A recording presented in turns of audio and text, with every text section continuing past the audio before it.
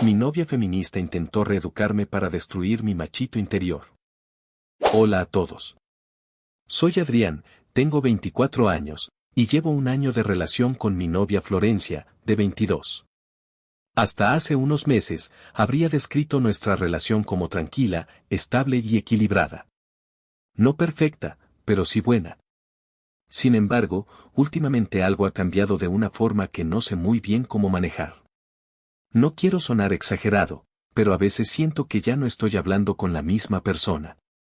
Quiero aclarar que no tengo nada en contra del feminismo. Creo que hay muchas cosas válidas en esa ideología, y entiendo por qué muchas mujeres lo encuentran útil. Pero en el caso de Florencia, lo que comenzó como simple curiosidad se ha convertido en una especie de obsesión que está empezando a afectar nuestra relación. Todo empezó cuando comenzó a escuchar podcasts que hablaban de machismo, relaciones tóxicas, dinámicas de poder y temas similares. Al principio solo mencionaba algunas ideas que encontraba interesantes. A veces me comentaba algún video que había visto durante el día, como mira lo que dijo esta chica sobre cómo los hombres interrumpen a las mujeres en reuniones. Nada fuera de lo común. Pero con el paso de las semanas, su consumo de ese contenido aumentó muchísimo. Ahora, cada vez que abría TikTok o YouTube, lo único que escuchaba eran términos como micromachismos, masculinidad tóxica, violencia simbólica, patriarcado interiorizado o dinámicas opresoras.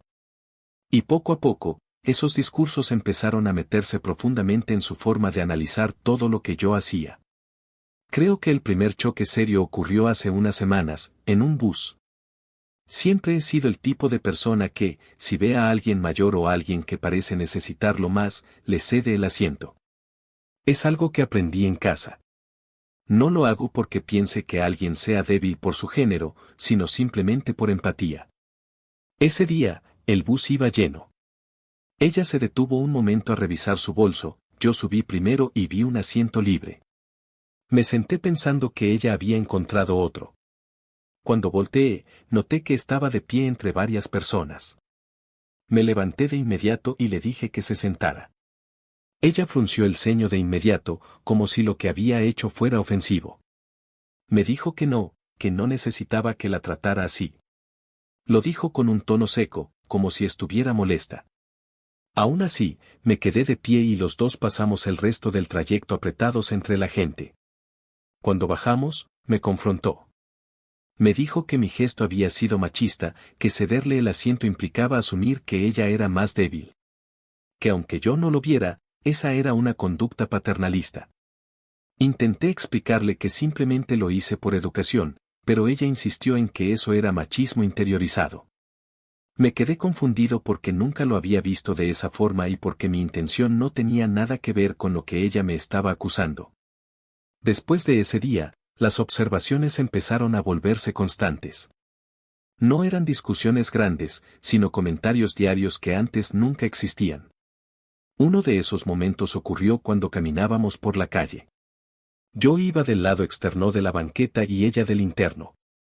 Es algo que hago desde niño porque me enseñaron que así es más seguro.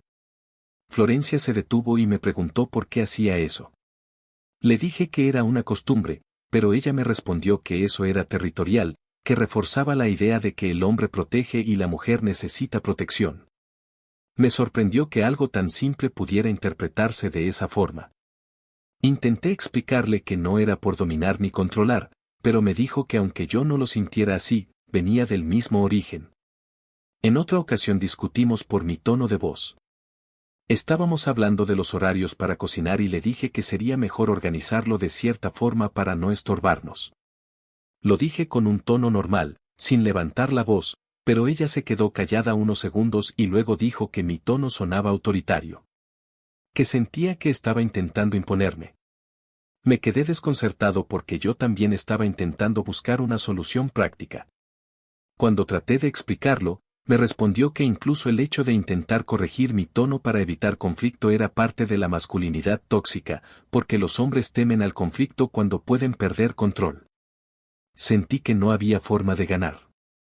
Si hablaba normal, era autoritario, si suavizaba la voz, era manipulador o complaciente. Todo tenía un significado oculto.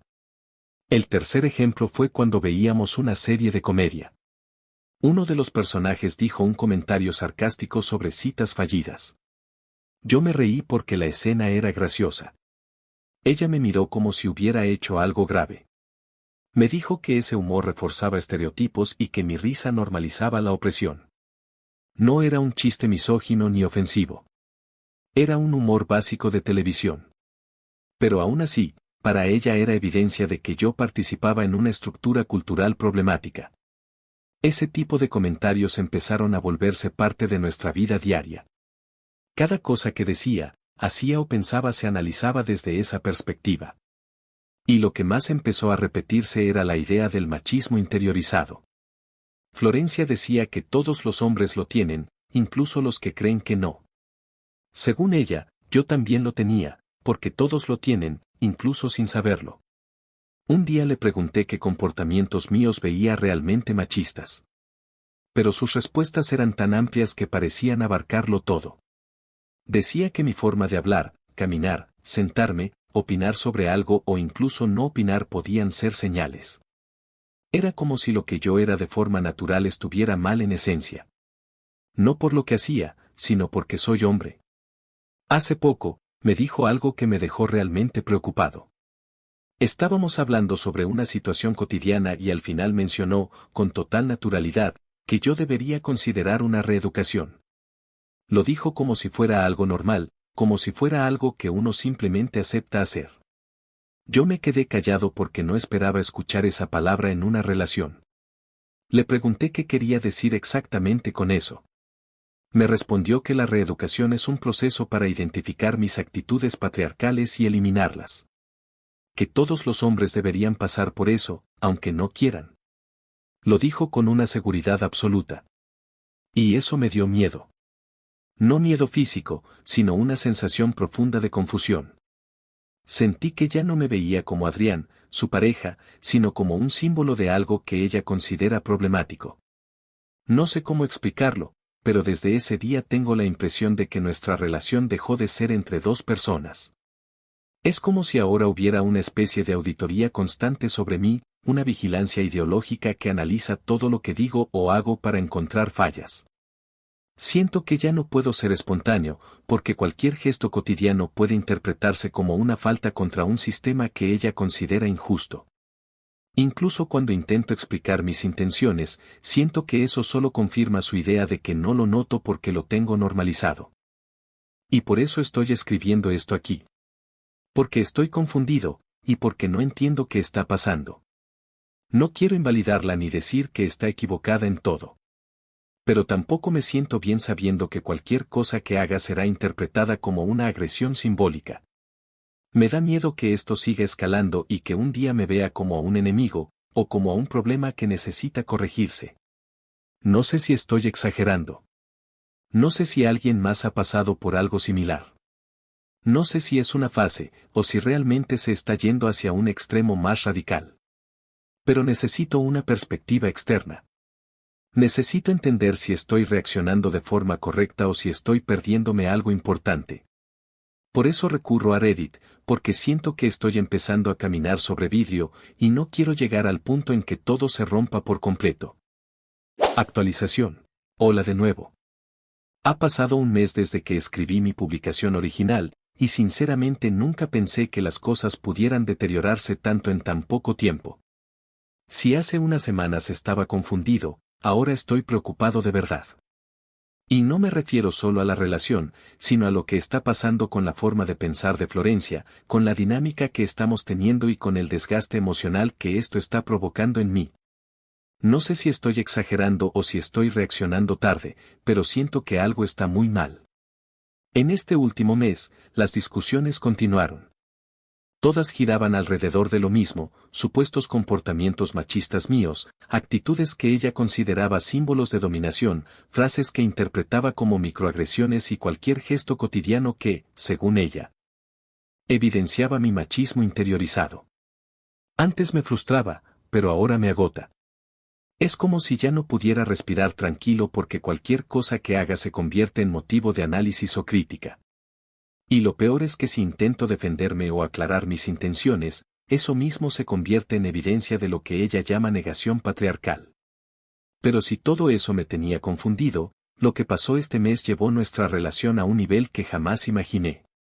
Todo empezó cuando Florencia me dijo que quería que la acompañara a unas pláticas importantes para ella. No especificó mucho. Solo dijo que era parte de un proceso que estaba siguiendo y que le gustaría que yo también asistiera porque era crucial para nuestra dinámica como pareja. Sonó serio, así que acepté. Pensé que quizá era un taller sobre relaciones, algo para mejorar la comunicación o entender mejor nuestras diferencias. Nada fuera de lo común. Pero desde que entré al lugar me di cuenta de que no tenía nada que ver con eso. El evento se realizaba en una sala pequeña dentro de un centro comunitario. Había sillas acomodadas en círculo y alrededor había parejas, pero lo que más me llamó la atención fue que la mayoría eran mujeres con sus novios o esposos, y los hombres se veían igual de desconcertados que yo. En el centro había una mesa con libros, panfletos y carteles con frases como desaprende tu masculinidad, tu silencio también oprime y nacer hombre no es tu culpa, pero seguir siéndolo sin cuestionarlo sí. La plática la dirigía una mujer que encajaba perfectamente en el estereotipo que la gente imagina cuando piensa en una feminista radical. No quiero sonar irrespetuoso, pero su actitud dejaba claro que no estaba ahí para dialogar. Estaba ahí para imponer su visión. Desde que empezó a hablar, se notaba que no tenía intención de hacer un espacio equilibrado. Usaba un lenguaje fuerte, casi acusatorio, refiriéndose a los hombres como responsables de problemas sociales, históricos y culturales.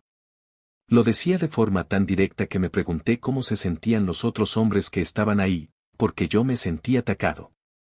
Habló durante casi una hora sobre cómo los hombres debían revisar su esencia, desmantelar sus privilegios y renunciar a su identidad masculina como acto político.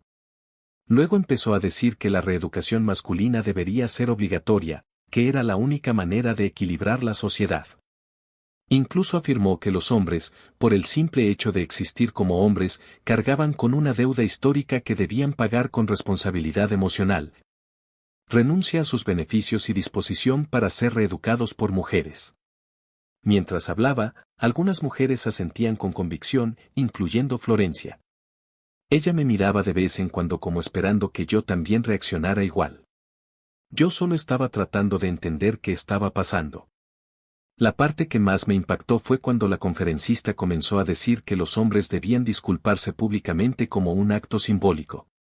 Dijo que toda pareja hetero debía tener un espacio donde el hombre reconociera su rol opresor, pidiera perdón por su masculinidad y se comprometiera a dejarse guiar por su compañera. En ese momento algunas mujeres empezaron a tomar de la mano a sus parejas como animándolos a participar. Yo me quedé completamente quieto, sin saber qué hacer. Después de la plática hubo un espacio para reflexionar en pareja. Florencia me preguntó qué me había parecido y traté de responder con sinceridad. Le dije que no me había sentido cómodo, que el contenido me parecía exagerado y que no me identificaba con lo que estaban diciendo. Ella cambió su expresión de inmediato. Pasó de estar tranquila a ofenderse, como si hubiera insultado algo sagrado para ella. Me dijo que la plática era fundamental para entender el problema del patriarcado y que si yo no lo veía era porque estaba demasiado condicionado por mi masculinidad. El camino de regreso fue terrible. No discutimos a gritos, pero hubo tensión en cada palabra. Me dijo que esperaba más apertura de mi parte, que sentía que yo me había burlado internamente de algo que era importante para ella. Yo traté de explicar que no era burla, sino incomodidad. Pero ella dijo que ese era el problema, que los hombres se incomodan cuando se enfrentan a la verdad. Después de eso ya no hablamos del tema, pero quedó flotando entre nosotros como un muro invisible. Sin embargo, esa no fue la parte más rara de todo. Lo verdaderamente desconcertante ocurrió unos días después. Estábamos en su departamento viendo un documental sobre orientación sexual. Ella estaba tranquila, tomando notas en una libreta, como lo ha hecho últimamente con todas las cosas que consume. De repente pausó el documental, me miró de forma seria y me preguntó: Adrián, ¿nunca te has preguntado si eres heterosexual por gusto o porque te lo impusieron? No supe cómo reaccionar. Creí que estaba bromeando. Pero su mirada era completamente seria. Le dije que no, que siempre me habían atraído las mujeres, que eso no era algo confuso para mí. Ella insistió. Me preguntó si nunca había sentido atracción por un hombre, aunque fuera mínima. Le dije que no. Me lo volvió a preguntar, esta vez con un tono que casi sonaba a interrogatorio. Me incomodé mucho, pero intenté mantener la calma. Ella siguió diciendo que quizás mi machismo interiorizado no me permitía admitir algo así. Que muchos hombres reprimen su verdadera orientación para cumplir con los estándares del patriarcado. Sentí que estaba cruzando un límite extraño e innecesario. Le dije que no entendía por qué estaba diciendo eso ni por qué era tan importante para ella que yo dudara de mi orientación. Ahí fue cuando mencionó a la conferencista de la plática, a la que ella llamó nuestra hermana Lillian, palabras exactas. Dijo que, según Lillian, todas las personas podrían ser bisexuales en algún grado, pero que los hombres machistas lo reprimen para mantener su estatus. Que admitir atracción hacia otro hombre era una señal de deconstrucción. No sabía qué decir. Me quedé en silencio, procesando su afirmación. Ella lo interpretó como resistencia y siguió insistiendo. Esa conversación me dejó muy inquieto. No porque dude de mi orientación, sino porque no entiendo por qué necesita que yo la cuestione. Me sentí invadido, presionado y observado de una forma que nunca antes había experimentado. Como si mis sentimientos y mi identidad fueran propiedad colectiva de un grupo al que ni siquiera pertenezco. Unos días después, Florencia empezó a regalarme libros.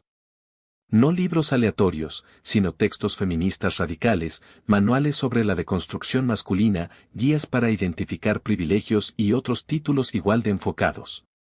También me dio una libreta y dijo que podía usarla para anotar todos mis avances. Cada vez que veía un capítulo subrayado en esos libros sentía que ella esperaba un cambio en mí, un cambio que yo no busco ni deseo porque no siento que haya algo en mí que necesite ser corregido. Desde entonces he estado cada vez más incómodo. No sé cómo hablarle porque cualquier frase se convierte en un análisis ideológico. No sé cómo expresarme sin sentir que estoy caminando en un campo minado. No sé cómo explicar que algo me molesta sin que lo interprete como resistencia patriarcal. Ya no sé si es buena idea seguir con ella. No porque no la quiera, sino porque la relación se está convirtiendo en algo muy distinto a lo que era.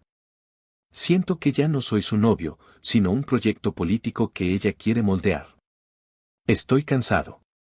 Estoy confundido. Estoy triste.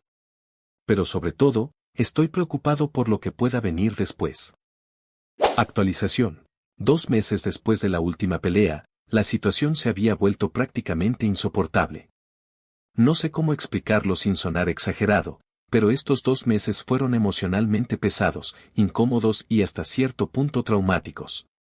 Pasaron cosas que, vistas en retrospectiva, eran señales claras de que todo estaba derrumbándose, pero en ese momento yo seguía intentando sostener algo que ya no tenía arreglo.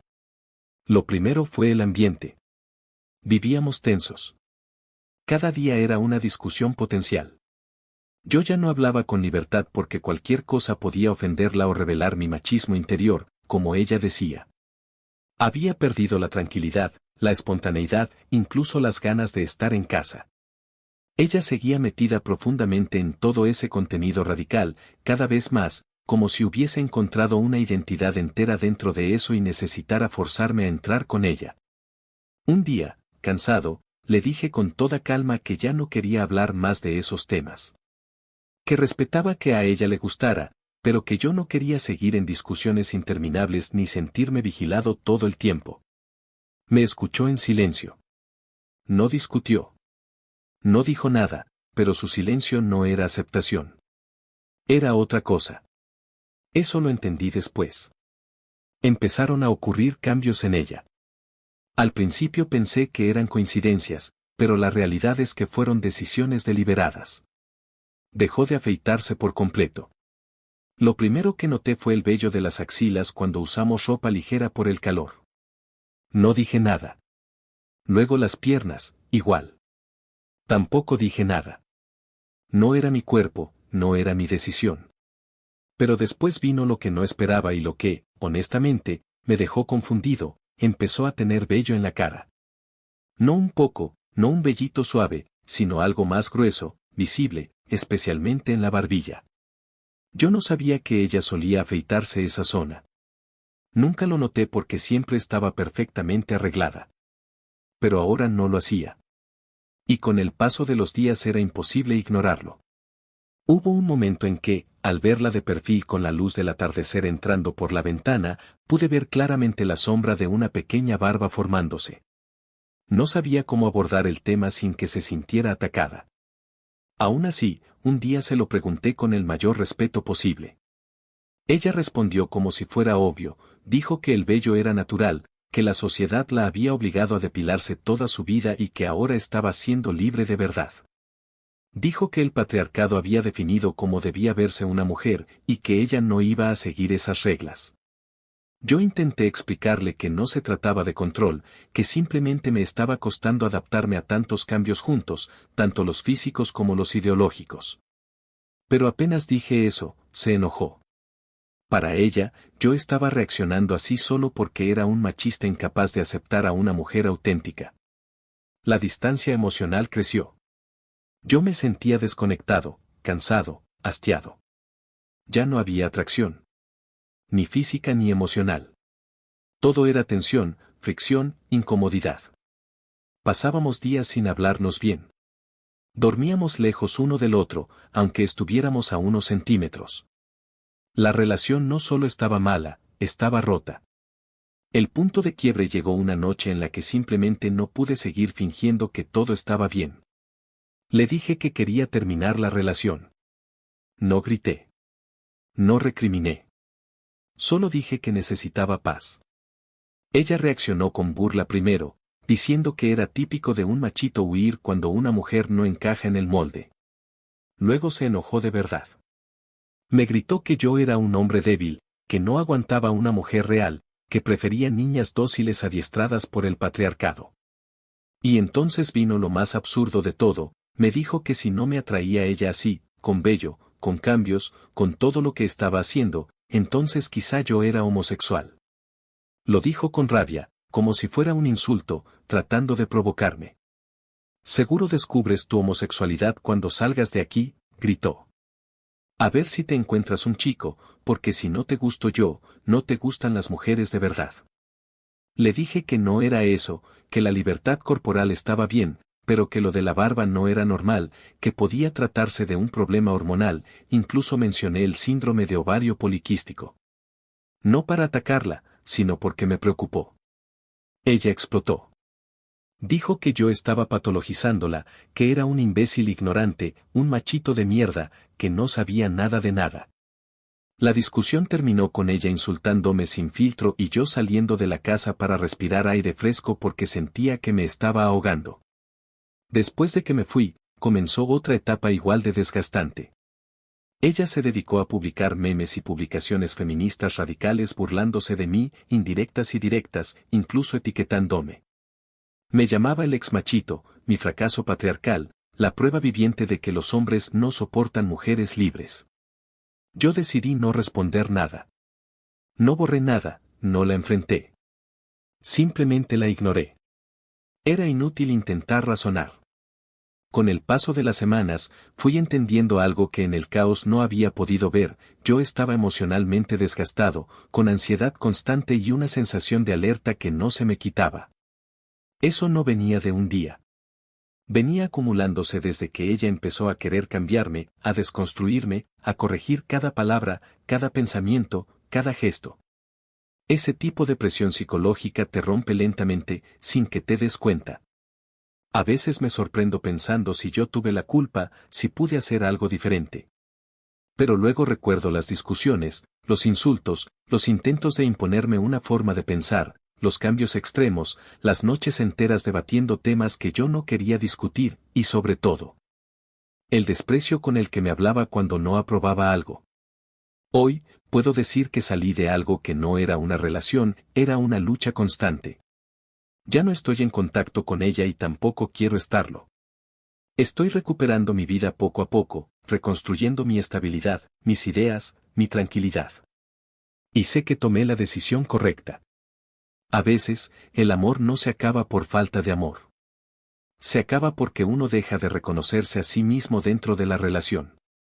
Y eso fue lo que me pasó a mí.